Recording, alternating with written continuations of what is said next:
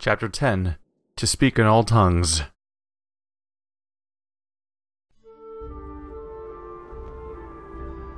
Oh, are we switching back already? Well, now I'm just gonna have to obsess over what's going on with Juno.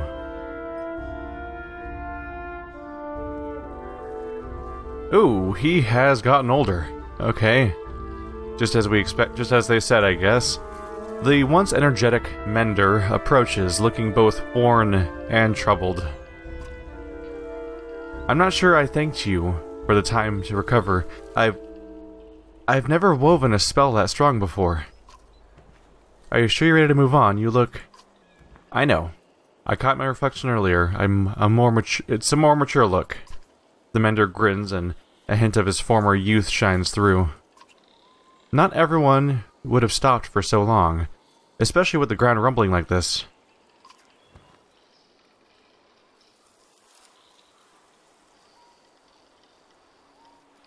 Do you know what's causing the ground to shake? Remember the giant serpent that appeared in Anertoft? It felt pretty similar. But why would it be here now? Do you think it's following us? Avon pales a little, then shrugs. Anything is possible. So, that's what you should prepare for. He shifts nervously for a moment before meeting your eyes. Have you given any more thought to my offer? I think some mending could really benefit you. You consider his offer. Obvious concern here is that, if you go into mending, you might have to worry about, casting a big spell that makes you older and shortens your life. But might be able to save the day, so you never know. It's a little iffy. Oh, I don't like the way they phrased that either. I'm going to stick with improving my skills as a hunter? Does that mean that if you go further into mending, you lose your ability to play as a hunter? Huh.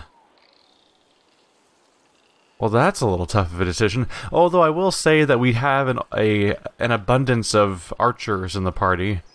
And so, if we lost one, it wouldn't actually be that crippling, perhaps? I don't know. It could have crazy new abilities, and it also just opens up story opportunities that could be really interesting, too. Sure, it might really help someday. I think so, too. And you already know more than you think. I doubt it will take me long to teach you the basics, but you'll have to practice as we go.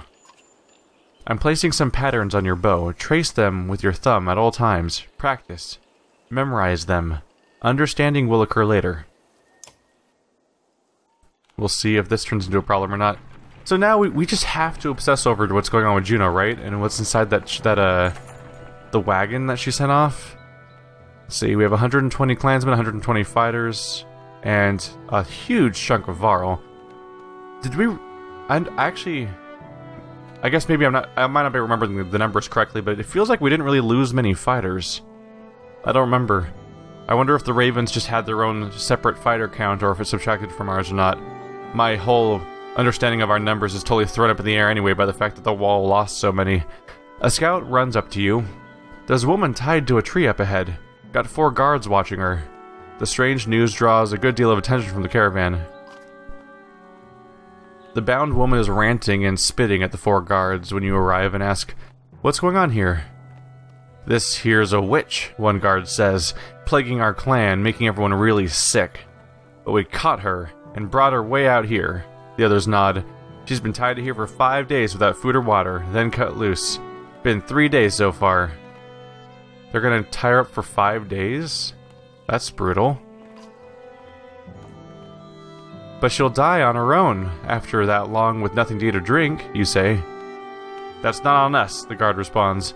"But if you want to set her free, we'd be bigger fools than you to get in your way." Alright, well, I mean, Alette... I feel like so far Alette is totally someone who would try to bring her. Let's try to take her along instead of... And that sort of resolves their problem. We get to try to save this person's life who might be up to no good for all we know. Or they could be a falsely accused witch, like basically every witch in the history of mankind. In fact, all of them. Although this is, of course, Fantasyland.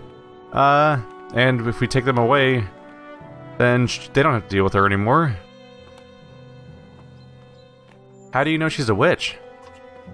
Everyone looks at the woman who is grinning a toothless grin. She scratches at the tree bark and calls out the dead gods one by one.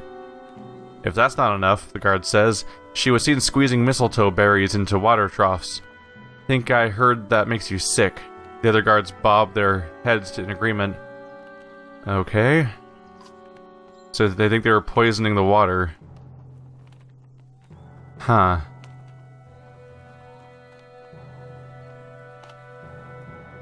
I mean... yeah, mistletoe is poisonous, right? So that is a concern that she's actually poisoning water supplies. I don't know. I kind of feel like Alette would be stupid and bring her along anyway. And I kind of want to see what happens. If it's, I know that's probably bad to think that way. Let her go. She can join us. The guard looks shocked. We're not getting nearer, she says, and the four of them run off in different directions. Why different directions? You think they'd all go together? Oh well. You cut the woman free and she slumps to the ground, weak. A few others help you get her into the cart and give her some water. She smiles at you once before falling asleep. Maybe she's nice. Maybe she's gonna murder us in our sleep. I don't know. We'll find out, I guess. Easy, boy, a clansman shouts as a yak's cart nearly topples to one side. The tamped path of the Eastway Road has steadily turned into a cracked shamble. Looking ahead, it only gets worse. Various chasms gape like open mouths. You glance back to Avend, who looks at you and shakes his head. The entire caravan comes to a halt. We'll be eating our belts before finding a way across this broken road, especially with this many. And there's no telling how far we'd have to backtrack to head north. Then we'll head south across the Ormsa riverbed. We can head towards Grundaren on the west. Tryggvi peers around Hakon's elbow before coming fully into view. Heading south is questionable, those people. Why do you say that? Maybe I spent a lifetime there. Plenty of things to eat under logs, but there's also people in the bogs. His eyes go wide. The Skald should hear my rhyme. But what's wrong with heading south? Different ways of living, old ways, stick in the mud. And cragsmen are less bothersome. I think he's talking about the boggers, the rough, backward people of Schwarzbog. Tryggvi frowns at Ivar. Words like that can find you swollen, filled with poison. He puffs out his cheeks and stares at Ivar. God damn it, this guy. This is why Varl tend to keep to themselves. Each human is crazy in their own way. Tryggvi hunches over with laughter until he suddenly stops, sniffs the air, and marches away. Strange. But it's a fair warning. We're crossing over into lands most of us have never seen. Just because we left those dredge behind doesn't mean we won't have more wars ahead of us. If we had more supplies, I'd say we should stop for a few days and train some of these clansmen to fight. You consider your options. Train more warriors, or go for more supplies. That's always the concern, right? The more clansmen I train, the less supplies we get in the future, and the more of our supplies we tax. Which is rough. Let's see. I'm gonna say, yeah, we need to keep the few remaining clansmen moving. Ivar looks over the incredibly small caravan. He waits for Hakon to walk away before saying anything. It's your responsibility to keep these people alive, you know. There's nothing for you to say. Don't push on me, guys. I'm trying. But if we get rid of all our clansmen, we don't have supplies coming in, and that's bad for us too. What about foraging? Oh yeah. Oh. Moral continues to decline, like always. A metal clanking is heard in the distance and grows louder. You see a yak's cart surrounded by 4 varl, and an older woman hitting a ladle against a pan. All sorts of things for sale, she says, but her eyes go wide when she looks at you.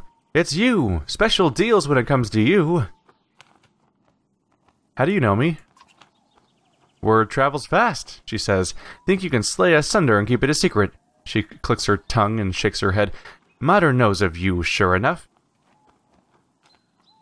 Why are you out here selling things? Mater sells things to those traveling, she says. It's what she does. Used to be as generous as Asele, Mater was, but that doesn't buy you more supplies. Let's see what you have. Of course, Mater says. But make up your mind. Mater will be gone as quick as she arrived, and don't get any ideas of sneaking off with things. These 4 Varl have the keenest eyes, the sharpest blades, and the shortest tempers. You feel the Varl watching your every move. Oh, here we go, an opportunity to buy things. The first traveling salesman of the entire Banner Saga storyline so far, of all things. We have a relatively cheap item that would give you reduced aggro drawn to your character, which would not be a terrible thing to have on certain characters. Hagen's Fall. This figure's broken shield reminds you of what needs to happen on the battlefield. +2 to your break talents, +2 to ranged distance, and +2 armor. That's an interesting item right there. In particular, the bonus distance on your ranged attacks. If you take some bonus range and put that on a character that's using, say, a spell like Overwatch, suddenly you're shooting a lot more people, right? Ooh, +3 to all talent ranks, and plus 20% chance of double damage. A ring of bygone kings and slaves, scribes and warriors, an eternal promise of strength for the task at hand. Let's see. Small chance of double damage, but big bonus to movement and reduced aggro. Knockback on strong attacks. Pretty strong attacks, though, if it requires 5. We don't have a ton of renown, unfortunately, but I do really want this for the bonus range. I think I'm gonna... Let's see, 1 renown gets us 2. So our renown doesn't go very far for getting us more days of supplies, unfortunately. I'm gonna go for Hagen's Fall, because I like it. And I might learn to regret it. And if we got...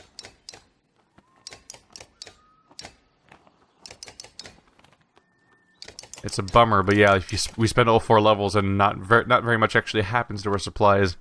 So it's probably not super worth it, so that's gonna be it. Bye, y'all. Ooh. It's actually getting dark in this game. It's from a storm, though, of course, because there's no day and night cycle. Once you cross the Ormsa riverbed, the wind ceases to cut through the humid air.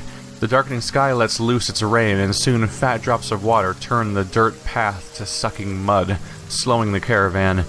Cloaks are pulled overhead, and children and animals are wrangled near the carts. There we go. It's raining. So what do we think is inside that carriage, though? The one that's so important to Juno, or was important, but now she's willing to get rid of it. Oh, it's Prince Ludin. I was hoping to avoid visiting these parts of the kingdom for at least a few more years, Prince Ludin says. At least others have had the sense to abandon this cesspool. As arrogant as he sounds, he's right. There are very few signs of life around you, yet you feel like you're still being watched.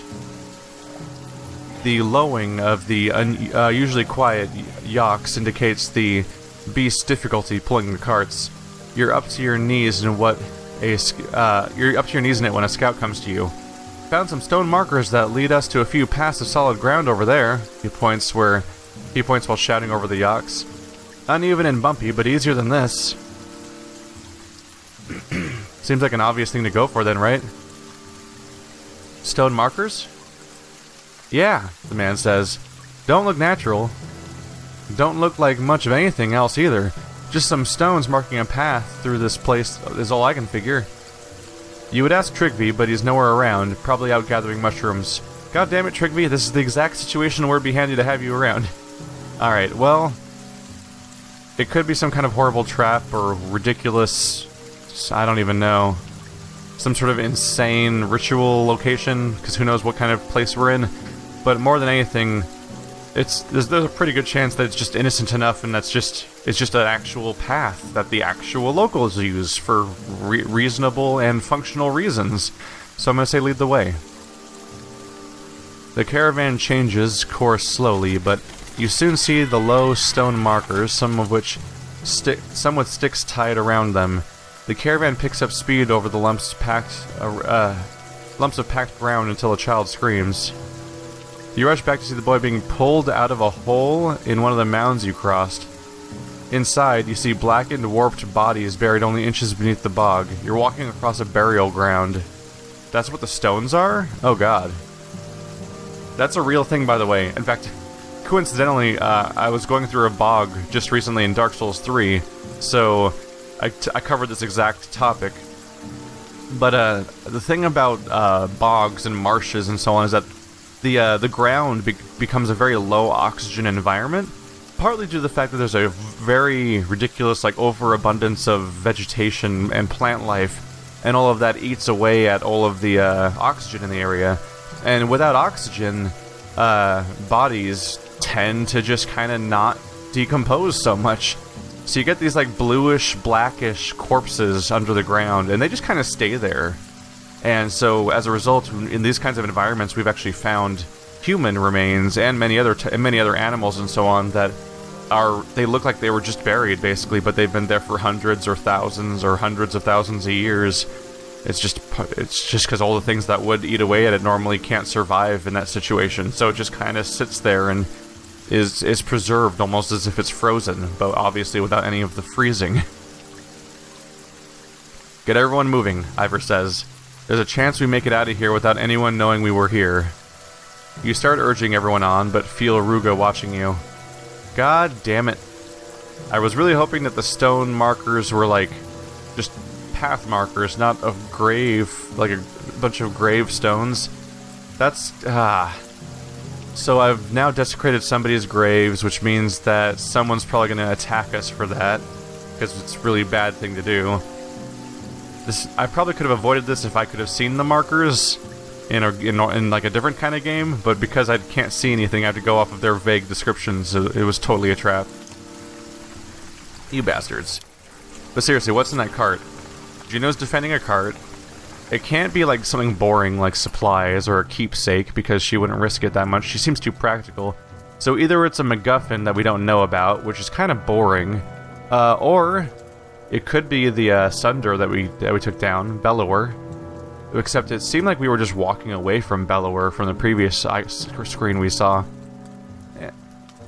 And I don't see why Bellower would, I don't see why we would keep Bellower around, risk taking Bellower across that entire ravine, and then just say, dump it afterwards. So one of the other concerns is, when we first met Juno, she was dead. And then we had a vision from her perspective, and what if she's just actually still dead? What if her body is inside of that cart, for example, and she's projecting from it somehow, like her spirit is tied to it in some way? And what if, I wonder what the purpose of dumping it is then, though. Because it would make sense that they were like, no, don't dump the caravan. Don't dump the cart right now when they're doing the bridge thing, because she was helping keep him concentrated and calm so that he could keep going. I guess we'll know if we dump the cart and she disappears from the story. That might indicate that that's what was going on, but who knows. Anyway, they're all around us, shouts a man near the edge of the caravan, and we're stuck in the mud. Cragsmen have encircled you. Their leader steps forth and shouts, "There's no price but blood for crossing through the land of our dead." Shouts ring out. They're preparing to attack. Well, shit. Well, shit. So, option, form a perimeter, and just get ready to fight. Another option, try to talk the Cragsmen down and see if they'll understand what happened. Another option, try to send Trygve forward to cause the problem. To try to fix the problem because he knows the locals. But Trygve could easily just get killed for all we know. Sure wish Trygve would have spoken up when we were doing this, since he probably would have known about this. I'm gonna send Trygve forward to parley. Didn't I tell you, easy isn't always easy? Trygve says. He looks nervous, a reaction you have never really seen from him before. What if they listen to me as well as you do? Oh geez, do what you can so we can ready an attack? There's no none of these are diplomatic solutions. We can just say, it wasn't worth the risk, or we can say, or just basically stall them so we can attack them. These are not. It feels like there's a missing option here. Okay, God damn it. I'm gonna say it's not worth the risk. I don't really want to lose the character, and I feel like we will. You shout orders, and fighters and Varl form up as quickly as they can. Unfortunately, the cracksmen move through the mud without hindrance, and some lives are lost before your army is even ready. Oh. Jeez. Jeez. We lost 60 people? This game. Alright, it looks like the force you trained is roughly the size of the enemies. This could go either way, but a victory here will protect most of your clansmen. The whole bog seems to move with the approaching cragsmen. Eric, the warden from Strand, says, I know this sounds mad, but they're bringing battle-trained bears. If we weaken one, I can make it ours. He smiles at your confusion. Ask the governor of Strand. They're helpful in certain situations. Hakon growls. We could lose our lives. And he wants a new pet. Huh. Huh. Weaken a bear and we can get one. Wasn't expecting that. Okay, Eric, but this better be worth it. We'll need to clear the battlefield except for one bear, then leave the rest to me. This is crazy, but okay. The battle begins with Eric smiling. Don't... Oh, it's defaulting to him being in the party. Is he supposed to be in the party? Is he going to become a bear rider or something? I don't know. It feels like it indicates he's supposed to be in the party, although these characters don't necessarily need to be in the party, and they are. Let's bring in Avind. See, Alette is here. Currently has a chance of critting. I'll replace that with my new fun trinket. There we go. It's our highest level trinket yet. What's this thing over here? Gomer statue. Knockback on strength attacks, +2 will per kill, 1 strength. Chance of critting. Just some fun items around here. Eric doesn't really have an item, does he? Let's see, can we level him up? Costs 7, so no. Well, it seems to indicate... It seems like he needs to be here, so I might as well give him an item. +2 will on arrest, +1 strength. I'll give him will on arrest. Because one of his abilities is to spam will on people, basically. Let's get Moger in there. Get him right up front. With his crazy stats he's got. Icon's not bad either. Alternative would of course be Ivor. Could bring in Ivor instead of Oddleaf, I think. Yeah. That should be a decent mix. Get Alette towards the front because she has bonus range now. Yeah. If she goes out near the beginning, she can get her Overwatch set up pretty early and do some damage, I'm sure. Alrighty, we're gonna give this a shot. Let's put Eric in the back for his will recovery. I think we're good to go. So, for every bit that the other group is doing fantastically, Alette's group is continually struggling right now. Continually taking damage and so on. Oh, they're just 10-13s, that's not too bad. They're higher strength than any human ever has, because no human ever has that kind of strength, but they're not as tough as some of the Varl. Okay. Let's see. Let's get these characters further back to their casters. We could put Alette near the middle. In fact, there's benefits to doing that. Because of the Overwatch ability. Gonna have to deal with some of these bears. Let's see.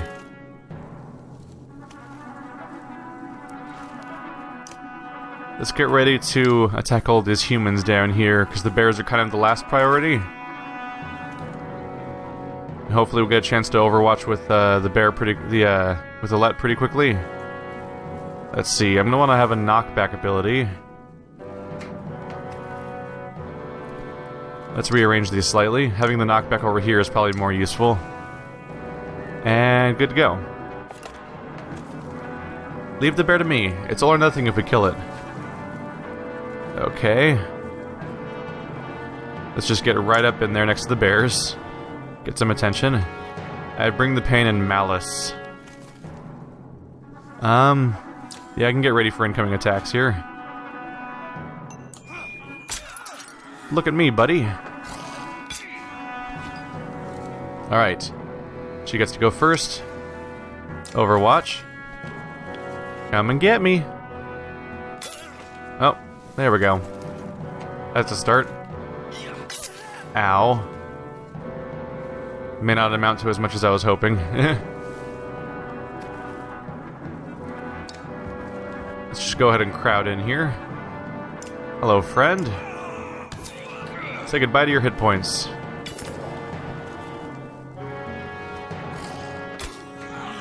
What was the armor absorbed from? That was weird. Thick hide. The bear's thick hide absorbs all strength and damage until the armor is depleted. Maul divides damage between strength and armor on up to 3 adjacent targets in front of the bear. Oh. So don't crowd in front of the bear. Also, we can only hurt their armor first, apparently. Good to know. Right, the damage he took was from Alette, wasn't it? That makes sense. Chop, chop, chop! So the downside of fighting bears is that their thick hide protects their strength, which means that they can stay at high strength for longer than you generally want them to. Wow, he can just keep throwing. Whoa. Okay. Yeah, we just got an axe thrower recently, but didn't get a chance to use them yet. So, well, that's a ongoing thing still. Let's see. Can I get the lightning over there? Yeah, I can. They're not diagonal, unfortunately, so there's no bouncing attack, but I can still go after one of them.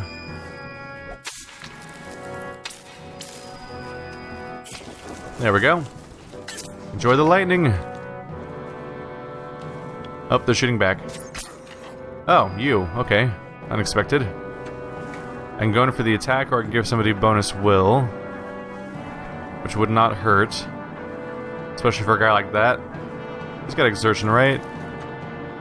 Let's see, 2 exertion, 3 exertion, 3 exertion. Ivor could probably use it with some extra willpower. Although his rally's kind of crappy, isn't it? We'll have to get the captured bear when I get a chance to weaken one. Let's see. At his level, he should only really have the 2 willpower one, right? So maybe at this early phase, I should just focus on getting an attack in. Weaken some armor. Hello, friend. You guys got funny hair. Apparently, because that person moved right next to me, they didn't trigger my Overwatch. Now it's Mogre's turn. Let's get busy, Mogre. There we go. That's kind of one less bear to worry about. Rude. Alright, Alette. We could just go ahead and take this person down. Yeah. We have to eliminate targets altogether. Our end goal is to have the bear on its own, and if I'm going to do that, I need to take the other enemies out completely along the way. There we go. So it'll be this bear, obviously. I'll try to cage him in with my Varl a bit. Back on. Alright, one less bear to deal with. Oh, he just kind of slumps over. Ow. Turns out bears hit hard. Surprise. Ooh. You're diagonal with my Varl, so I don't want to hit you. I can hit that guy. Yeah, I'll move up. Arc Lightning. 2 damage is the rank 1, so I'm good with that. Alright, now it's just a bear, an archer, and the axe thrower, which, you know, kind of scary guy, so we should work on him too. Ow. Not a fan. It might have been a good idea to spend my turn, I might have wanted to spend my turn working on that guy's defense. Because I could have increased his armor a bit. Let's see. Pacifies a bear, delaying initiative and capturing it if it's the last enemy. Alright, yeah, let's push back this bear's turn if it works that way.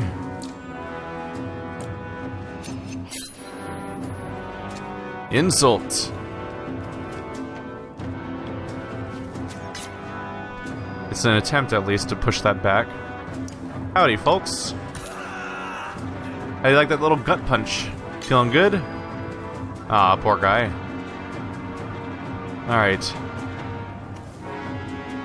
This person's gonna be a problem, clearly. There we go. Should be able to take them down soon. Uh-oh. Well, turns out bears hit hard. Who would have thought?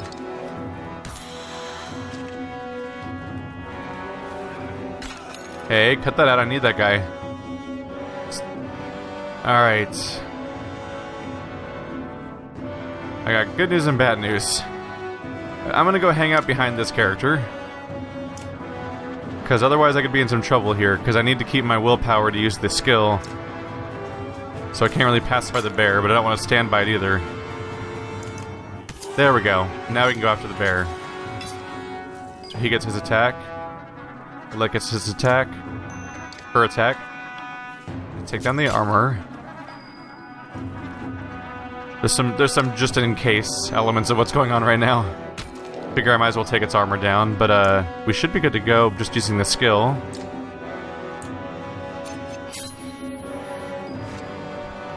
There we go. Wow. We lost another 60 people.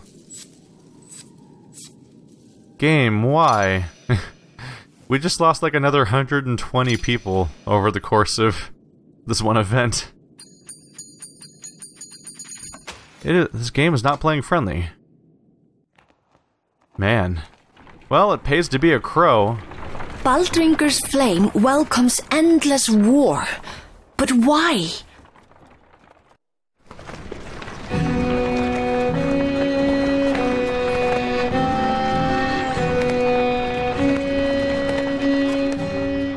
Even now, the petrified flames ward off our Varl friends.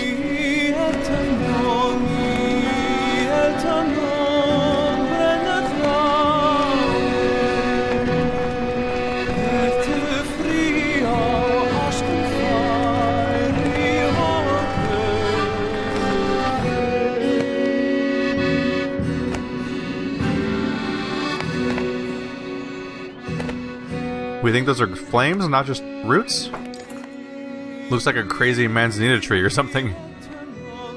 Placed upside down in the grounds, the petrified roots of giant tree reach towards the sky.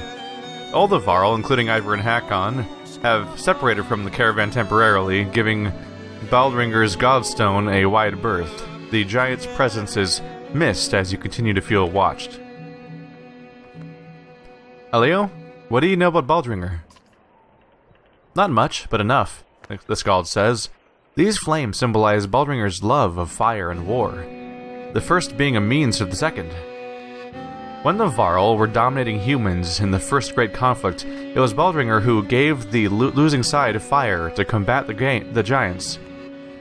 You hold up your hand to halt the storyteller, listening through the rain for anything that might be following you. So all Varl just have this ongoing fear of fire, huh? It was kind of first introduced back when Yrsa was known as the Flame Witch for her use of fire arrows that just spooked old Varl, which was reintroduced when Yrsa once again used a trick against that berserker. Hearing nothing, Elio resumes, holding the gaze of his audience. Humans praise Baldringer for the gift of fire, but the god only desired more war. He points towards the distant shapes of the Varl. When the giants and humans found peace, this godstone fell from grace. It looks to continue keeping the land scorched. Perhaps its shadow can still kill. We can patrol the area or leave. Let's take a look around. There's usually a benefit to that. You and a few others slink away from the mass of clansmen and soon come upon unsuspecting cragsmen waiting to ambush your caravan. There is no time to consider your options. Uh-oh. There's no time to consider your options, except you have all these characters to pick from, apparently. Well, I guess we're doing an all-human fight. Odd Leaf, obviously. I do like having people like Yrsa and stuff around. Let's bring a Leo in. probably not Eric, unless he's a bear user now or something. Call bear. Oh. With a gesture, Eric calls out a trained bear to fight by his side. The bear is loyal and follows Eric's commands. Wow. That could be good. That's interesting. I think Eric was often criticized as being like the most useless character in the game in the previous one. He had one kind of cool ability, which is that you could give someone a ton of willpower every now and then, but you had to sacrifice his entire character slot to do that periodically. So having a bear changes things up a bit. You have my attention. Alright. Let's just give you a nice big pool of willpower, alright? That seems like the thing to do. So, bloop, bloop, bloop, bloop. Confirm. There you go. Just a mountain of willpower, so we can spam other characters with willpower. +2 will on arrest is probably unnecessary because of how much he has now. Let's see if I can find him a better item. The answer appears to be no. A lot of things are taken. One strength is an option, but I feel like there's better people to give strength to. Alright, we'll stick with the Thistleberry. Or Thistleberry. I think it's actually Tinselberry. So, we have a caster, an archer, 2 archers, 2 support melee characters, basically. So at this point, my go-to would probably be to bring in another melee character. I've always been partial to Trigby. I should probably promote. Here we go. Max out that strength. Give him a little armor. Plop him up front. Makes sense to me, at least. I'm also curious about Eric's bear. I'd like to summon that early on if I get the chance. Otherwise, everyone else is pretty much the usual around here. Yeah. I'll put a Leo right behind Alette, because then he can try to move next to her while she's probably in Overwatch mode and soak up the extra hits, basically, or help get credit for them to give everyone willpower, for example. But yeah, a lot of this is gonna be dependent on how interesting this bear turns out to be. Everyone has an item. Yep. We'll see how it goes. Well, we surround them. I suspect that if I didn't go looking around and find these guys unsuspecting, they might have been the ones on the outside, and while we were on the inside instead. Probably would have shuffled things up a little differently. Okay, so with this character's Overwatch, putting them right up front makes sense. The melee character ready.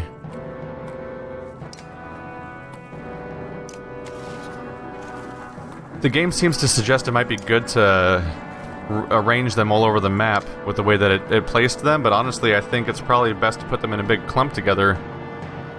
Some of these characters might have AoE abilities, but I think by and large it's probably good to have them coming towards me, especially since Alette has Overwatch, and we may be summoning a bear.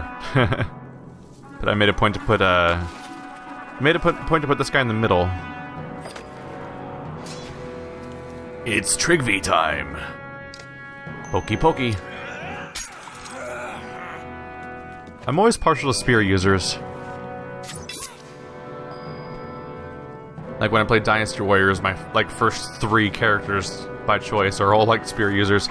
Alright, I have 4 health left. That's not a good start to this fight. That's a bad first hit. Maybe this will be distracting. Hey, look, a bear. You do have a brilliant plan, right? Oh, I didn't see the rest of it. It always feels like a weird choice when a game has text pop-ups that are not voice-acted and disappear without any warning. Let's see, who goes next? Yep, you? Alright. Let's go after you, then. So I just want to weaken the next attack that's coming after us. I'm a bear. Uh-oh. Well. Didn't think about that. Should have thought about that. That's an obvious problem with archers. Alright. Overwatch. Come at us. Hopefully they'll get a bunch of shots off of that. I hope. Of course, they can all shoot back and continually weaken my attacks. Oh, there goes Eric immediately. Oh, that was a weirdly sad and dramatic animation for going down. That's concerning. Alright, well... should help with these characters. Ah, a few of these characters are gonna have higher strength than... oh yeah, I should go for that. Hang on a second. Let's power up Alette. Give her a strength bonus against anyone that approaches that has more strength, which is both the warriors. Didn't necessarily help that much. Figured I'd give it a go, though. Oh no. That's gonna hurt her chances. Alright, who goes next? That character. Alright, chances of damage are low. Are my stats low? No? What is he? Oh, he has shield wall. And a run through. So he's got a few annoying tricks. Rain of arrows. 1 time strength damage or 2 times 1 plus 1 strength damage. I can do that. Put the rank 2 right in front of Trigby. For double strength damage. It's the best I can do right now, I think. There it goes. Oh. Yep, that wasn't bad. And it stopped the turn. Ah. They're finally diagonal, but it's gonna hit Alette if I do it. In fact, if I hit this character, it might hit that character, and then Alette, and this archer, and maybe the bear, and... Oddleaf? I think it spreads to practically anyone who's diagonal. Who's next? You are next. Alright. Let's try to go after your lightning. Oh, it's gonna hit the bear. Damn it. No one has reduced armor, unfortunately, because humans don't have to take out each other's armor because their armor is already low to begin with. So lightning is the best I can do, but I want to do it in a way that doesn't hinder my own team. I guess I'll go after this guy. Enjoy lightning! There we go. Yeah, this person gets their full power attack, because otherwise I was gonna hurt my own units. Where did that get shot to? They laid a trap, right? But we just don't know where it is. Alright, Trig V. Who goes next?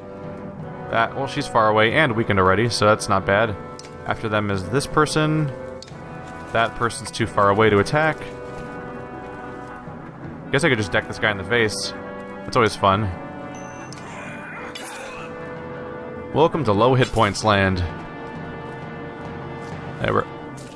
We're not devastating people right now, but the Overwatch is definitely hitting a lot of targets at the very least. But yeah, grouping up was a mistake because it totally does make us vulnerable. Hey, you're standing next to a bear. I just thought I'd remind you of that real quick. Nyam. You seemed weirdly oblivious to the fact that you were by a bear. So, the important thing we learned here is that if Eric goes down, the bear still sticks around. Which means that even though Eric's really weak and easy to defeat, even if he's wounded, he can still summon a bear, and I don't think that'll affect the bear's stats, so I guess it doesn't really matter if he goes down that much. Anyway, I have 2... That's a bummer. I have 2 strength left. I can't really go anywhere because I'll just take strength damage and get closer to being down. But I can do puncture damage if I stand still. There we go. I guess that wasn't even puncture damage, it was just high strength damage. Alright. Probably don't want to move around anyway, because they're clearly leaving arrow traps, which apparently you can't see. Which is worth considering. Let's see. Don't really have a good idea what to do right now. I want to reach that character, but we can't really reach them right now. Probably the best I can do is try to increase the power of Alette, because she has the lowest strength. We give her a bonus against some of those high power characters. She might just go down right now, though. There she goes. Well, that happened. Hello there. Let's try to get you down to 1. How about... let's try to take you out, actually. Come on. There we go. We're reducing our opponents now, and the bear is now becoming the distraction I was hoping it would be. They just kind of decided to ignore him for a while, which caused me some problems. Ooh, you guys made a mistake. Have fun. All in a line, just for me. Oh, that's fun. That's just fun. Yay. Oh, right. They all got willpower for that because they were adjacent to the bards close enough. That's also handy. Okay. Hello, I'm in your personal space. That means you can't attack me next turn unless you walk away. No, don't end turn. I'm trying to attack him. My exertion is 3. My willpower is 5, so I have all my willpower right now. There we go. And so the enemy has no remaining strong characters. And I think that character just died from... Did that character just get killed by the coals his teammate made because he just stupidly walked into them? Interesting. Bam. Alright, that could have gone cleaner. In hindsight, I would have avoided bunching them up so much. The Bard incentivized bunching your team up because of the nice benefit there, but the coals that all the enemies could do was also a downside to that, so I would avoid immediately spawning everyone on top of each other like that in the future. Maybe just put one character next to Alette. But otherwise, things went alright. 14 renown. Having killed or run off the cracksmen, you return to the remaining clansmen at the godstone. Grabbing your belongings, your foot hits something in the mud. You reach down and find a small skull with a yellow ribbon through the eyes. You toss it in a bag without another thought. You're just gonna randomly take a skull, huh? Alright, Fallow's Rebirth. I'm a monster. Yay! Bonus renown for this guy, apparently. Why not? Why not? Horrifying.